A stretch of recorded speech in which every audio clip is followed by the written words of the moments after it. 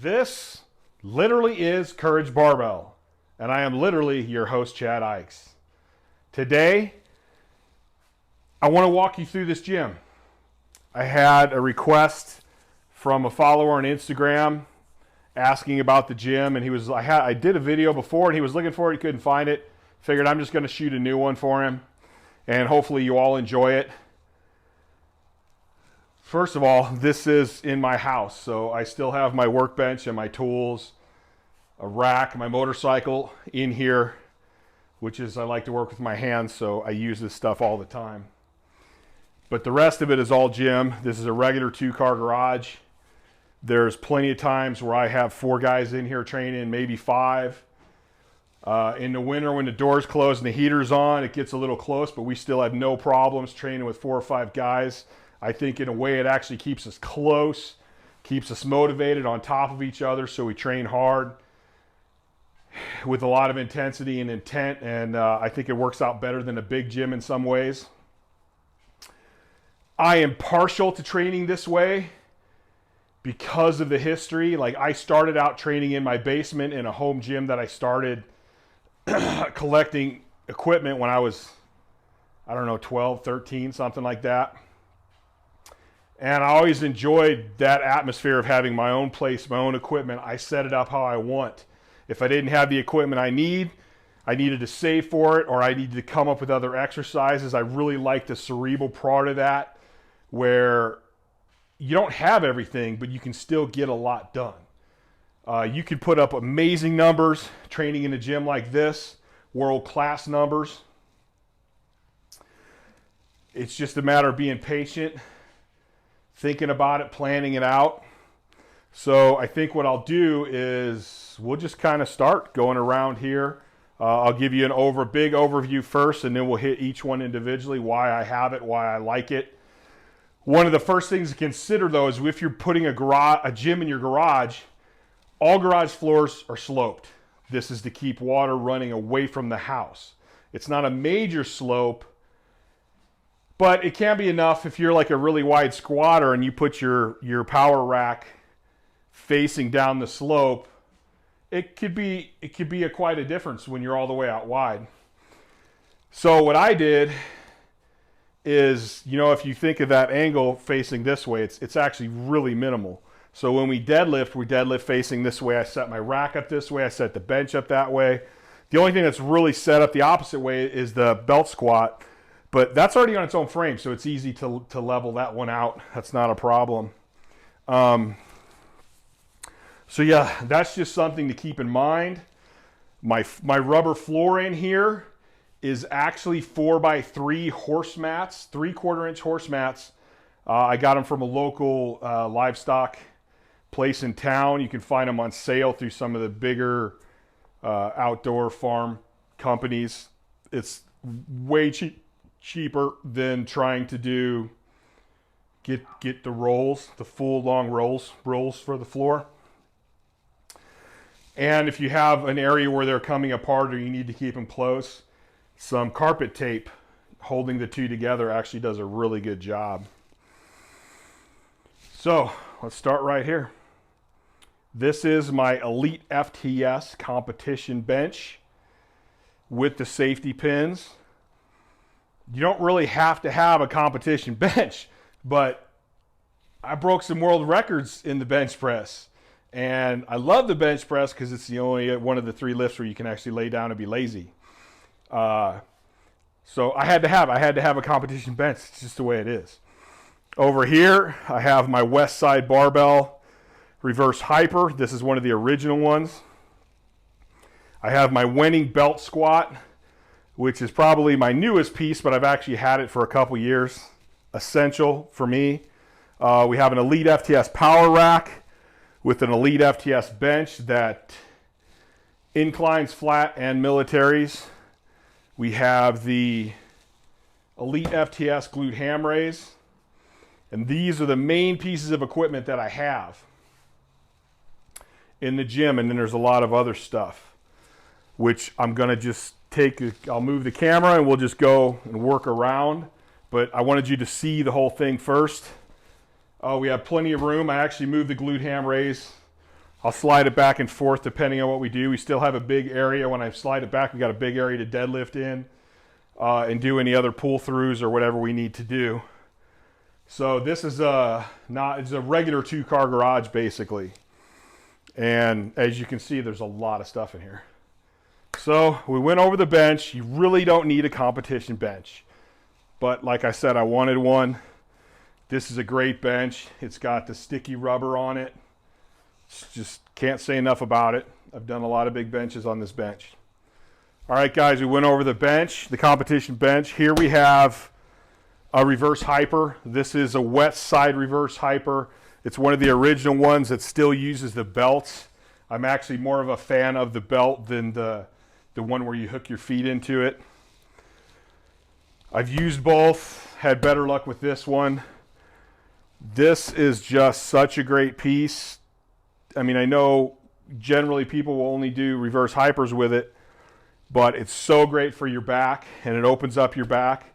You can also do some rows with this. You can do some tricep stuff with this. There's a bunch of little exercises that you can utilize this machine for, but it's just such a key piece for low back, glute, and hamstrings. I use this every week when I was competing. This definitely helped me put up some of the biggest squats in history. For a while, I didn't have one of these when we went from the gym to training with my equipment, and my partners hated it, and they were so happy when we got this back.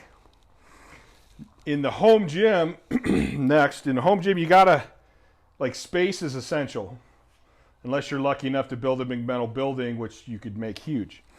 So how you put things in here and organize things is going to be very important. So in the corner over here, I have, so where I line up my farmer's carry stuff, my parts for the prowler. I have some extra safety hooks for my rack. I made some wood pieces for my bench to make it easier to hook my bands on. I hang those there. We hang our straps for the reverse hyper here, and I hang my Spud Inc. dragging straps on here for when we do sled. I have a trap bar over here, which is going to go because I will be buying a Kabuki trap bar.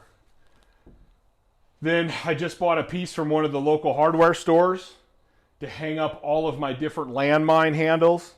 And for the home gym, the landmine is a key piece just because it's so inexpensive and there's so many different things you can do with it. It's a small piece of equipment that takes up hardly any space, which is perfect. We also have the Kabuki shoulder rock. This is a key piece of equipment and great for shoulder health. Then we have one of my dumbbell stands with all of my heavier dumbbells. On the other side, I had to kind of split them up to make where everything would fit in here. But that's just part of what you do. I actually built another hook area for all my different D-rings, clips for belt squats, for safety straps, for the dragging sleds. Okay, now we'll move over to the Wenny belt squat. This was my most recent purchase, but actually, as I said, I think I've had it for a year and a half or 2 years now, probably. For anyone that has a physical job, if you're in construction, welding, if you're bent over all day, if you're lifting stuff, if you work in a warehouse, your back can take a beating. This is a great way to continue to work that lower body, but take some of that pressure off of your low back. It's also a great way to work on your technique for your squat. You can hammer out your quads on this thing. We do some tricep work, we do some curl work, we do some rows. I use this piece for a lot of different stuff. How this one is designed, you actually have where it sticks out from the wall where everything is pivoted from. And this pivoting is very important. Matt spent a lot of time working this out to really simulate a squat as much as possible. So I built me another table that goes over it, which does not get into anything with the operation, and I was able to throw a bunch of bags on, or a bunch of boxes on here. for when we're doing single leg stuff. We do a lot of single leg plyos with these boxes. And of course I can stack other shit up here. A couple of the service throwing bags, which are actually amazing for throwing, but we do some other stuff with those too. We do some rowing, some swing throughs, lots of different stuff. And then underneath I have a lot of extra, I think those are 2x2 mats for if we're pulling and we need to elevate stuff. I store all those under there. Like I said, space is a prime for, you know, the home gym. Now we're working our way around. I built a little rack out of plywood for all of my different bars. I have a safety squat bar, I have a cambered bar, I have a kabuki transformer bar, which is crazy and could actually replace some of these, but I just like having all the different ones. The kabuki Cadillac bar, which is great for the shoulders and for athletes. You know, you should be benching in this 80, 90%, if not 100% of the time. I have another Texas power bar right there. I built another rack for various wraps, grippers, some of the bench things. Got my 2 and 3 board, my elite shoulder savers. And we have my other dumbbell rack with the smaller dumbbells. Of course, I love throwing medicine balls and stuff, so I have some medicine balls down here. In the corner, I have more bars. I'm a big fan of specialty bars, and I like having different options. We have the Duffalo bar, which I use all the time. Another kabuki power bar. Then I have Texas squat bars and Texas deadlift bars. Again, space. So I like building different racks. I have a rack here for all of my bands. I just built a little rack for all of my smaller dumbbells. My sissy dumbbells, but apparently I'm not supposed to say sissy, which I don't give a shit. Then I have a couple more sets of Hex dumbbells that I just got. When I get a chance to buy dumbbells and plates, I pretty much just buy them. And then I hang my belts up here. We have some extra handles that I hang on the wall for the when we're doing rows and stuff on the belt squat. Again, like a lot of this stuff, if you really just take the time to organize it, you can get a lot of stuff off the floor, get it up on the wall space, and leave you more room in the middle to do the things you need to do. And now we come back to my Elite FTS rack. This is a 3x3. It's got the nice close pinholes for your safety bars. I have 2 sets of hooks, 2 sets of safety pins. I probably should have got the band attachments, but I'm so used to just hooking them around the bottom. I didn't even really pay attention when I bought this. Having the weight rack on the back is actually a big help because it keeps the weights out of the way. And again, to utilize space, I keep my boxes for box squatting and plyos over here. We have one of the steel logs. It stays out of the way, just leaning it back up in that corner. Then I'm going to tilt the camera just a little bit.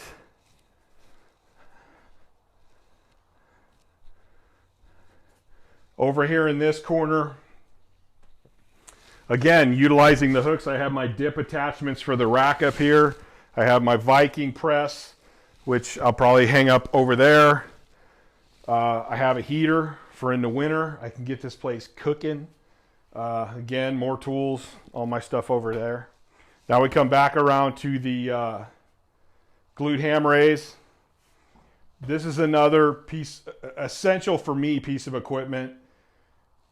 When I started powerlifting, I was a quad squatter, Olympic style, and I used all thighs. My posterior chain was weak as hell.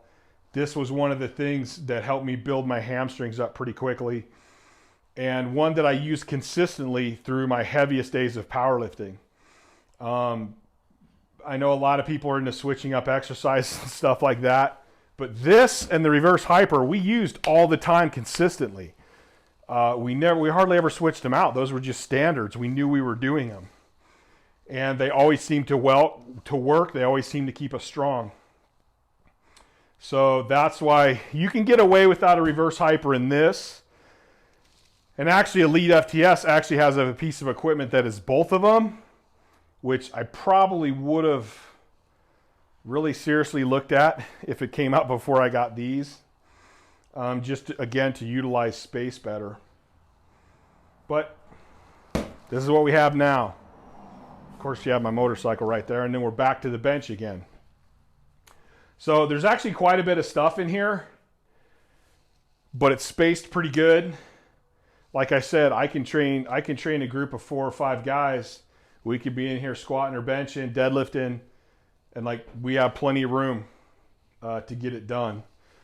You know, you have some issues with your gassy members, but you know, that's just the way it is. So that's pretty much it. That's the home gym. I think in today's era with COVID and all the restrictions on gyms, I think this is the way of the future. I think we're going to have a lot more people training at home, training in small groups, and I actually think that's really cool. Like I said, that's kind of my heritage in lifting and what I always did. Let me show you guys really quick though. I want to show you my little landmine setup right here. All I literally did is I put a piece of rubber on here and I cut a groove in it, put a piece of PVC, and literally I have it duct taped. So right now my whole landmine, when this pin isn't in there, I can just pull this right out and pop it right back in. I did actually buy some zip ties to hold it on there. I thought about making some clamps, but to be honest with you, that duct tape has been on there for at least a year. We use the landmine quite a bit and I've had no issues with it. So for right now, that's the way it's staying. I also have my boards for board presses in the corner. I came up with a design for a single board, which again saves space, and I'll be able to hang that on the wall. So I'll be able to clear some of that up in there too. That, my friends, is Courage Barbell. This is the gym where you do not work out, you train. And when you do train, you train with intent. We have goals here, and we meet our goals. We're not in here just lifting and doing the Jane Fonda workout. We're not lifting with random no goals, no principles. We do everything with intent in this gym. And that's the gym. If you guys have any questions, please post them below. I know sometimes I get a little late replying, but I will reply. Please like this channel. Please subscribe to this channel. Yeah. If you do all that stuff, I can make this grow. I can do more videos, help you guys out even more. And we have a nice symbiotic relationship, making the world a stronger, better place, and teaching people to actually have some motivation in their life. Set up some goals, test yourself, grow as a person. I'm out. I will talk to you guys later.